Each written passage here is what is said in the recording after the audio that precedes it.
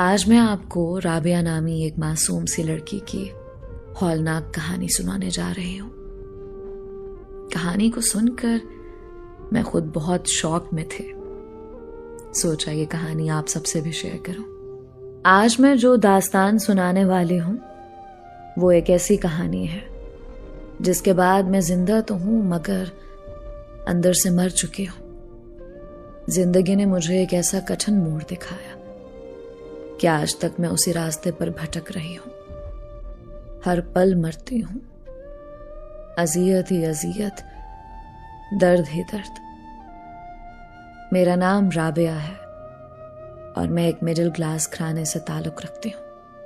ये उस वक्त की बात है जब मैंने अपने कॉलेज की तालीम मुकम्मल की थी और अब यूनिवर्सिटी में एडमिशन लेने के बारे में सोच रही थी। हमारे घर के हालात बेहतर थे। मुझसे छोटा मेरा एक भाई था जो कि मैट्रिक में था। अखराजात आराम से पूरे हो रहे थे मगर जिंदगी हमेशा एक जैसी भी तो नहीं रहती ना। बस यही हमारे साथ हुआ था। मेरे अब्बा का छोटा सा जनरल स्टोर था और अम्मा कपड़े वगैरह सिलाई किया करती थी। एक दिन अब्बा के कुछ दोस्त जो कि मेरे नज़दीक अच्छे नहीं थे, उन्होंने अब्बा के कानों में जुए की बातें डालना शुरू कर दी। उनके मुताबिक जुआ महज शर्त पर खेलने वाला खेल है। मेरे अब्बा ताश खेला करते थे मगर जुआ लगाकर नहीं। बस ऐसे ही शौक से वो ताश में बहुत अच्छे थे, मास्टरमाइंड कह लो। और इसी वजह से उनके दोस्तों ने उनको कहना शुरू कर दिया कि क्यों ना वो अपने इस खेल के बदले पैसे कमाएं। इसे 4 पैसे हाथ आ जाएंगे और हालात भी बदल जाएंगे। अब्बा ने पहले तो मना कर दिया मगर फिर उनकी बातों में आकर 1-2 ग्रुपों के साथ जुआ खेलना शुरू कर दिया। एकदम से यूं कह लें कि हमारे घर पैसा आना शुरू हो गया था। कभी 100 के, कभी 1000 के नोट रोज ये अब्बा लाकर अम्मा को देते थे। खर्चे में एकदम से यूं पैसे के बढ़ जाने पर मैं हैरान हुआ करती थी मगर जब भी अब्बा से पूछो तो डांट कर कहने लग जाते थे कि दुकान आजकल काफी वारे में जा रही है। अब्बा को जुए की अच्छी खासी लत लग चुकी थी। खैर, हम सब इस बात से लाइल्म थे। गो के मुझे शक था मगर मेरी अपनी एक जिंदगी थी जिसमें मुझे पढ़ना लिखना था। कुछ ही दिनों बाद अब्बा ने मुझे बीएस में एडमिशन दिलवा दिया था। ये गर्ल्स कॉलेज था। मुझे कॉलेज आते हुए 1 हफ्ता हो चुका था कि एक दिन मैं कॉलेज से घर आकर खाना वगैरह खाने के बाद मोबाइल लेकर छत पर बैठ गई। अब्बा ने कुछ दिन पहले ही मुझे स्मार्टफोन दिलवाया था। मैं बहुत खुश थी और अभी मेरी दोस्त के कहने पर मैंने फेसबुक अकाउंट बनाया था। मैं स्क्रॉलिंग कर रही थी जब मेरी नज़र के सामने से एक पोस्ट गुजरे। मैंने उस पोस्ट को लाइक किया और जिसने वो पोस्ट लगाई थी उसकी प्रोफाइल खोल ली। मैं बस वैसे ही देखना चाहती थी कि कौन है वो, जब अचानक मुझसे उस लड़की की तस्वीर लाइक हो गई। मैंने जल्दी से अनलाइक की मगर तब तक उसको नोटिफिकेशन जा चुका था। थोड़ी ही देर बाद मुझे कमाल अली के नाम से एक मैसेज रिक्वेस्ट आ गई। ये वही लड़का था जिसकी थोड़ी देर पहले आईडी देखी थी और तस्वीर लाइक की थी। कमाल ने मुझे फ्रेंड रिक्वेस्ट भी साथ ही भेज दी। मेरे लिए ये सब नया था। मेरे दिल की धड़कनें तेज हो गईं। मैंने डर के मारे मैसेज भी सीन नहीं किया और फोन बंद करके रख दिया। रात को जब मैं घर के कामों से फारिग होकर बिस्तर पर लेटी तो बेइख्तियार मैंने फोन उठा लिया। जाने क्यों मेरा दिल कर रहा था कि वो मैसेज रिक्वेस्ट देखूं, जाने क्या मैसेज होगा। मैंने तजस्सुस से इनबॉक्स खोला और कमाल अली के नाम पर क्लिक किया। मैसेज डिलीट हो चुका था। उसने मैसेज डिलीट कर दिया था। जाने क्यों ये देखकर मुझे अच्छा नहीं लगा। मतलब क्या ज़रूरत थी मैसेज करके डिलीट करने की, दिल में मैंने सोचा। खैर मैं फ्रेंड रिक्वेस्ट पर गई जो अभी तक पेंडिंग पर थे। जाने क्या सोचते हुए मैंने उसकी रिक्वेस्ट एक्सेप्ट कर ली। थोड़ी ही देर बाद एक दफ़ा फिर मुझे कमाल अली के मैसेज का नोटिफिकेशन शो हुआ। एक बार फिर मेरा दिल धड़कने लगा था। मैंने अब ज़रा भी देर किए बगैर उसका मैसेज फौरन से सीन कर लिया, गोया कि वो कहीं दोबारा ही मैसेज डिलीट ना करते। मेरी तस्वीर लाइक करने का शुक्रिया। कमाल अली का मैसेज पढ़कर जाने क्यों मेरे लबों पर एक अजीब सी मुस्कुराहट फैल गई। मेरा दिल कर रहा था कि मैं उसे जवाब दूं। एक पल को दिमाग में एक सोच उभरी कि ये गलत है, पता नहीं कौन अनजान इंसान हो, मगर फिर भी दिल चाहा कि ये गलती की जाए। सो मैंने जवाब लिखा, आपने पहला मैसेज क्यों डिलीट किया था? इतना लिखकर मैंने सेंड कर दिया। मुझे लगा आप जवाब नहीं देंगी, बस इसीलिए। जल्द ही मुझे उसका ये मैसेज रिसीव हुआ। जी, ऐसा ही है, मैं अनजान लोगों से बात नहीं करती। मैंने एक और मैसेज टाइप किया और सेंड किया, मगर उसी अनजान इंसान की फ्रेंड रिक्वेस्ट आपने एक्सेप्ट की है अभी अभी। उसने जवाब दिया, वो बस ऐसे ही। मैं कंफ्यूज हो गई थी। वो कह तो बिल्कुल ठीक रहा था। वैसे हम दोनों एक दूसरे को जान सकते हैं, अगर आपको बुरा ना लगे तो। उसका ये मैसेज पढ़ते हुए एक बार फिर दिल जोर से धड़का था। मैं आपको जानने में इंटरेस्टेड नहीं, मैंने दो टोक कहा। आप मुझे सबसे बहुत मुख्तलिफ लगी। राबिया, क्या हम दोनों दोस्ती नहीं कर सकते? उसके मुंह से अपना नाम सुनकर और उसकी दोस्ती की ऑफर सुनकर मेरे अंदर अजीब सी खलबली सी मच गई। मैं सोच कर बताऊंगी, मुझे इंतजार रहेगा। उसका जवाब देखकर मैं ऑफलाइन हो गई। मुझे कुछ समझ ही नहीं आ रहा था कि क्या करूं। अगले दिन मैंने कॉलेज जाकर अपनी सहेली से इस बारे में बात की, जिस पर मेरी दोस्त आलिया ने मुझे कहा कि ये सब नॉर्मल है। उसके भी फेसबुक पर बहुत से दोस्त हैं, इसमें कोई गलत बात नहीं है। और बस ये एक ही लम्हा था जब सही और गलत को एक साइड पर रखकर मैंने कमाल से दोस्ती करने के बारे में सोच लिया। घर जाकर मैंने उसे मैसेज किया और उसकी दोस्ती की ऑफर कबूल कर ली। उस दिन के बाद रात में हम बातें करना शुरू हो गए। हम दोनों एक दूसरे से हर बात शेयर किया करते थे। बात करने के कुछ दिन बाद ही मैंने उसे अपनी तस्वीरें भेजी। मैं शक्लो सूरत में अच्छी खासी थी। कमाल को मैं बहुत पसंद आई। और फिर क्या था, वो दिन रात मेरी तारीफें करते नहीं थकता था। मैं तो जैसे ये सुनकर हवाओं में उड़ रही थी। मुझे कमाल से मोहब्बत हो गई थी। मैं शादी करना चाहती थी उससे, वो भी यही चाहता था। बस उसने मुझसे वक्त मांगा था कि वो जैसे ही कोई नौकरी ढूंढ लेगा वो अपनी अम्मी को मेरे घर भिजवा देगा। कमाल का ताल्लुक कराची से था, जबकि मैं लाहौर की रहने वाली थी। मैं अभी पढ़ रही थी और मेरी पढ़ाई को खत्म होने में अभी कुछ साल बाकी थे, और मेरे घर वालों की तरफ से भी शादी की कोई इतनी जल्दी नहीं थी। सो मैंने कमाल को यही कहा कि वो आराम से अपनी नौकरी वगैरह तलाश कर ले। जब एक दिन हमारे घर में बहुत बड़ा झगड़ा हुआ, जो शायद पहले कभी नहीं हुआ था। घर में अक्सर ही छोटे मोटे मसले चलते रहते थे, मगर मैं अपनी जिंदगी में मगन थी। मुझे किसी चीज से कोई फर्क नहीं पड़ता था, ना ही इतनी खबर होती थी। मगर आज घर में यह झगड़ा बहुत बहुत बड़ा लग रहा था। मैं कमरे से बाहर निकली जब मैंने अम्मा को अब्बा से लड़ते देखा। अम्मा अब्बा को काफी बातें सुना रही थी। ना मैं ना कहती थी, कि दाल में कुछ काला जरूर है। जो इतने नोट घर आ रहे हैं, ये कोई और ही माजरा है। अम्मा जोर से चीखी। हाँ, तो तब तू भी पैसे दोनों हाथों से उड़ा रही थी।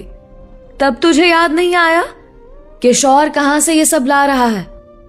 अब्बा की आवाज भी ऊंची हो चुकी थी। मैंने पहली बार अब्बा की इतनी ऊंची आवाज सुनी थी। मुझे क्या पता था तुम जुआरी निकलोगे। मैं अपने बच्चों को तुम्हारे जुए की भेंट नहीं चढ़ने दूंगी। अम्मा की बात सुनकर मैंने उलझकर उनको देखा। आखिरकार तंग आकर मैंने अम्मा अब्बा से पूछ ही लिया कि आखिर बात क्या है। और जो बात मुझे पता चली, उसने एक पल को मुझे हिलाकर रख दिया। तेरा बाप जुए की एक बहुत बड़ी रकम हार गया है। हमारी 7 पुश्तें भी अगर कर्ज उतारना चाहें तो नहीं उतार सकेंगी। इसीलिए उन्होंने तेरे बाप को धमकी दी है। अम्मा की बात सुनकर मैंने चौंक कर अब्बा को देखा। कैसी धमकी? उस जुआरी ग्रुप के 50 साला मालिक ने यह कहा है कि तेरा अब्बा तुझसे उसकी शादी करवा दे, नहीं तो वो किसी को भी जिंदा नहीं छोड़ेगा। अम्मा की बात सुनकर मैं गिरते गिरते बचे। मेरे मुंह में बोलने के लिए एक लफ्ज भी नहीं रहा था। मैंने मान से अब्बा को देखा। मुझे यकीन था कि अब्बा ने मना कर दिया होगा, मगर अब्बा के मुंह से निकले जुमलों ने जैसे मेरे जिस्म से जान निकाल दी थी। ठीक 2 दिन बाद तेरी बशीर से शादी है। अगर किसी को एतराज है तो वो फिर बशीर के हाथों मरने को तैयार हो जाए। और मैंने ये सब तुम लोगों के लिए ही किया था। कितना खिलाया है तुम लोगों को।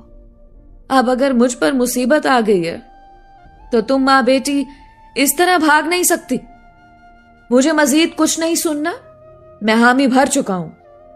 अगर कोई भी चालाकी की तो मुझसे ज्यादा कोई बुरा नहीं होगा।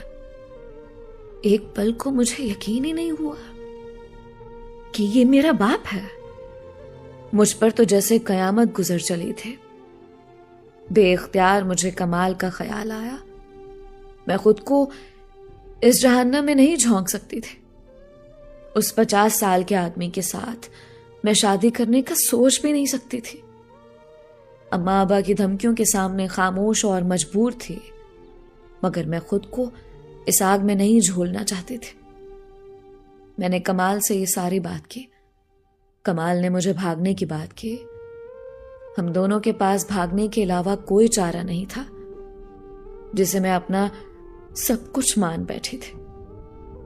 मगर मैं इस बात से अनजान थी कि उस एक जहन्नम से निकलकर मैं एक और आग में खुद को झोंकने जा रही हूं। कमाल लाहौर पहुंच आया था।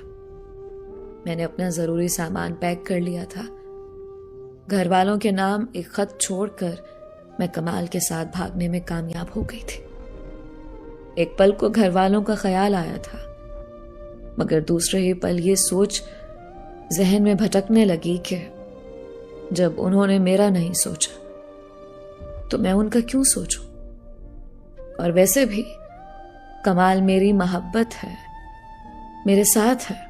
हम दोनों पहली ही ट्रेन से कराची आ गए। मुझे ये डर था कि अब्बा बशीर के साथ मिलकर मुझे तलाश न कर ले। ये रात का वक्त था जब हम कराची पहुंचे।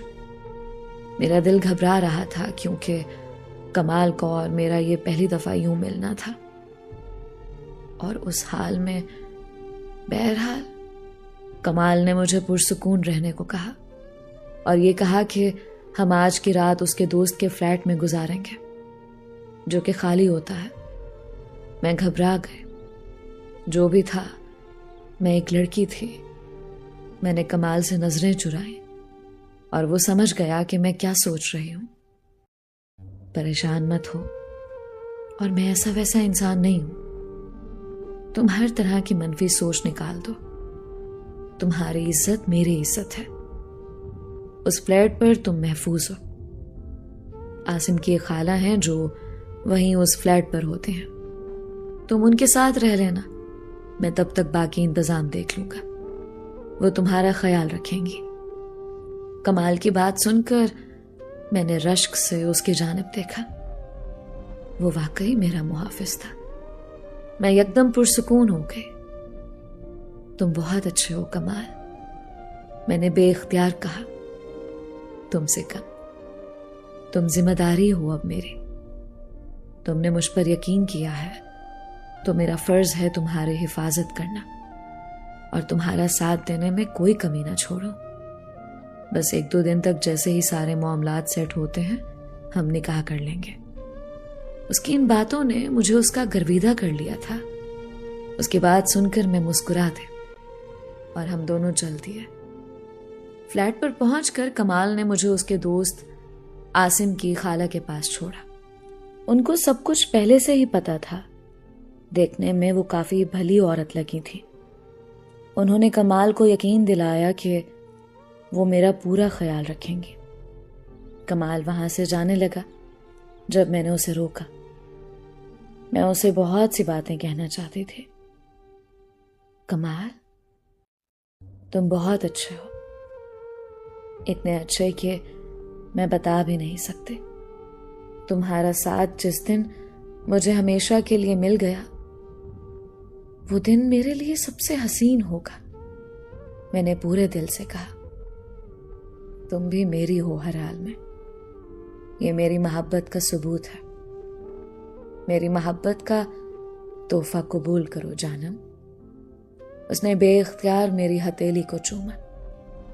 मैं शर्मा से गई। जल्द आना कमाल, मैं इंतजार करूंगी। मैं जल्द आ जाऊंगा। इतना कहते वो चला गया। एक अजीब सी बेचैनी ने मेरे दिल को घेर लिया था। खैर, मैं खाला जी के पास चले गए। उन्होंने मुझे काफी प्यार किया और ये पूछा कि क्या मुझे भूख लगी है। मुझे भूख नहीं थी क्योंकि कमाल ने रास्ते में मुझे खाना खिला दिया था। मैंने खाला जी को मना किया, मगर उन्होंने कहा कि एक जूस का ग्लास पी लो, थक गई होगी। मैंने हामी भर ली। खाला जूस ले आई। मैं जूस पी रही थी जब उन्होंने कहा कि बेटी, जिंदगी ने अभी तुम्हें बहुत कुछ दिखाना है। मैंने ना समझे से उनकी जानिब देखा। शायद वो मेरी कहानी से वाकिफ थी, इसीलिए ये सब कह रही थी। खैर, मैंने जूस का ग्लास पिया और सोने के लिए लेट गई। मुझे बहुत नींद आने लग गई थी, इतनी ज्यादा कि मैं कुछ ही देर में होशो आवाज से बेगाना हो गई। सुबह मेरी आंख अजीब से शोर में खुली। मैंने यकदम इर्द गिर्द का मंजर देखा। मेरा सर बुरी तरह चकरा रहा था। मैं सर थाम कर उठ बैठी। मेरे इर्द गिर्द का मंजर बदल गया था। ये वो फ्लैट तो था ही नहीं। कुछ गलत होने का इशारा मुझे मिल गया था। मैं हड़बड़ा कर उठ बैठे और दरवाजे की जाने भागने लगी, जब रास्ते में मुझे 2 औरतों ने पकड़ लिया। वो दोनों अजीब सी थीं। उन्होंने शोख रंग के कपड़े पहने हुए थे और चेहरे पर बहुत ज्यादा मेकअप किया हुआ था। मैं यहां कैसे आई हूं? कौन हो तुम लोग? ये कौन सी जगह है? मैंने डरते हुए पूछा। ओ बीबी, आराम से जरा, अब तुझे यहीं रहना है। उनमें से एक बोली। क्या मतलब यहीं रहना है? और कमाल कहाँ है? कमाल को बुलाओ। मैं जोर से चीखी। उसने यहां आना होता तो तुझे बेचता ही क्यों? ये कोठा है, कोठा, और हम तवाइफे हैं। अब तू भी यही सब करेगी। काश जमीन फटती और मैं उसमें दफन हो जाती, मगर ये लफ्ज कभी ना सुनती। मैंने गुस्सा भरी निगाह उस पर डाली। बकवास कर रही हो तुम लोग? तुम लोगों ने मुझे अगवा किया है और वो खाला भी तुम्हारे साथ मिली होगी। तुम देखना, मेरा कमाल मुझे ढूंढ लेगा। वो तुम लोगों को छोड़ेगा नहीं। मेरा बस नहीं चल रहा था। मैं वहां धाड़े मार मार के रोने लग जाती। ओ हेलो, तुम्हारे कमाल ने पूरे 10 लाख में बेचा है तुम्हें यहां। तुम जैसी कई आई हैं जिनके कमाल उनको मोहब्बत के नाम पर धोखा देकर कोठे की रौनक बना देते हैं। यकीन नहीं आता तो ये वीडियो देख लो। उनमें से एक ने अपने फोन में मुझे एक वीडियो दिखाया जिसमें कमाल उनकी किसी बड़ी मालिकन से मेरे बारे में डील कर रहा था। एक पल को मेरी दुनिया अंधेर हो गई। मैं आसमान से जमीन पर गिर गई थी। कमाल तो मेरा मुहाफिज था, उसने मुझे बेइज्जत कर दिया। वो तो मुझे अपनी मोहब्बत, अपनी इज्जत कहा करता था। उसी ने मुझ पर यह जुल्म कर डाला। मैं कुछ भी समझ नहीं पा रही थी। मैं सुन हो गई थी। एहतजाज का, फरार का कोई रास्ता ही नहीं था। तुम जैसी घर से भागी औरतों को ये मर्द तवाइफें ही तो बना सकते हैं, मगर अपनी इज्जत कभी नहीं बना सकते। ये लफ्ज नहीं थे, ये थप्पड़ था जो मेरे मुंह पर मारा गया था। मगर काश मैं उनको बता सकती कि मेरे लिए मेरा घर किस तरह अजाब बन गया था। भागती ना भी तो भी किस दलदल में फंसी होती।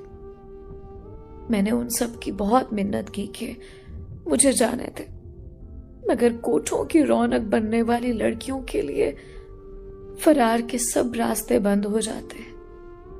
मैं यहां लाई गई थी और मैं यहीं की हो गई। कितना वक्त गुजर गया है, मैं बेहिस हो चुकी हूं। जिंदा हूं मगर कहीं बहुत दूर, बहुत दूर अंदर से मर चुकी हूं। जिंदा रहना महज सांसों के चलने का नाम तो नहीं है। अब भी अक्सर सोचती हूं, कसूरवार कौन था? मेरे घर वाले जिन्होंने मेरा सौदा कर दिया था, या फिर मैं जिसने उसे जलालत से बचाने के लिए एक अजनबी पर भरोसा किया ताकि इज्जत की जिंदगी मिल सके। या फिर कमाल था जिसने मुझे अपनी मोहब्बत के जाल में फंसाकर मेरी मजबूरी का फायदा उठाया और मुझे वहां बेच दिया। कौन है मेरी कहानी में कसूरवार? मगर अब मुझे फर्क नहीं पड़ता, क्योंकि फर्क उनको पड़ता है जो जिंदा होते हैं। मैं तो मर चुकी हूं। हाँ, राबिया करीम उसी दिन मर गई थी जिस दिन उसकी इज्जत को खाक में मिला दिया गया था, और ये खाक अब सारी जिंदगी मेरे सर पर पड़ती रहेगी। दोस्तों, ये थी एक मासूम लड़की राबिया की कहानी, जिसके अपने घर में ही कुछ ऐसे मामलात हुए कि उसको एक अजनबी लड़के पर एतमाद करना पड़ा, और कमाल जैसे घटिया लड़के ने उसकी उस मजबूरी का फायदा उठाया। दुआ करती हूं कि ऐसा गंदा